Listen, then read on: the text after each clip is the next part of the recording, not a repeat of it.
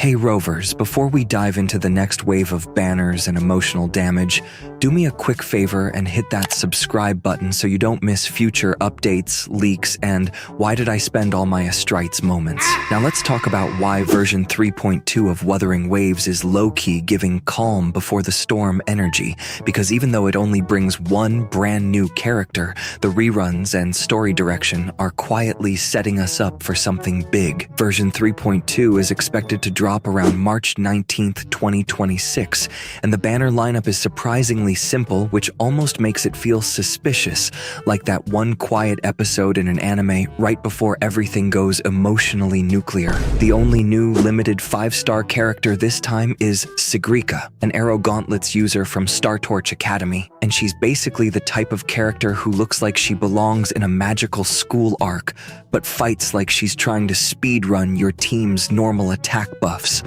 Her kit revolves around runes and frequency decoding, which is a fancy lore way of saying she reads ancient star puzzles and then throws hands with mathematical elegance. If you're into characters who are both brainy and punchy, Sigrika feels like that honor student who secretly solos the boss fight archetype, and she's honestly shaping up to be a really fun unit for players who like fast-paced combat with utility. As for reruns, Phase 1 brings back Qiuyuan, an arrow sword 5-star who still holds up well if you like agile DPS characters, and Phase 2 features Phoebe, the Spectro Rectifier Queen, who's great for players who enjoy a more controlled, ranged playstyle. This combo makes 3.2 feel like a banner for people who skipped earlier versions or regret not pulling certain units the first time because it's basically the second chances and wallet regrets patch.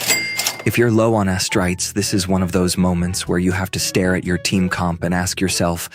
do I want cool new Rune Girl, or do I finally finish that team I abandoned 3 updates ago? The game is really testing our self-control here. And let's be real, most of us are going to fail that test. Story-wise, version 3.2 is where things start feeling heavier, and not in a fun side quest way, but more like, oh, we're doing feelings now. The Lahai-Roi region already leans into themes of social inequality and survival, and there have been hints from the voice direction side that some emotionally intense scenes were recorded around this time in development. That makes this update feel like the narrative is shifting gears into something more serious and dramatic, which is honestly great if you're here for lore pain and character trauma, but dangerous if you're emotionally attached to NPCs. And just to make things even more dramatic, version 3.3 is lined up as the anniversary update with 2 new 5-stars on the way, including a white-haired Glacio main DPS that already screams future fan favorite, and after that,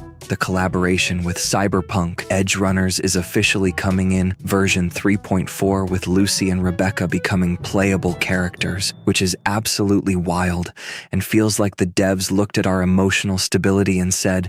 yeah, let's test that too. So yeah, version 3.2 might look quiet on paper with only 1 new character, but between Sigrika's unique rune-based kit, the strong rerun options, and the story gearing up to emotionally suplex us, this update feels like the setup episode before a major plot twist. If you're planning your pulls, start budgeting those Astrites now, because the next few versions are about to be brutal in the best and worst ways. And if this breakdown helped you out or saved you from impulse pulling at 3 a.m., go ahead and subscribe so we can suffer through banner decisions together like true rovers.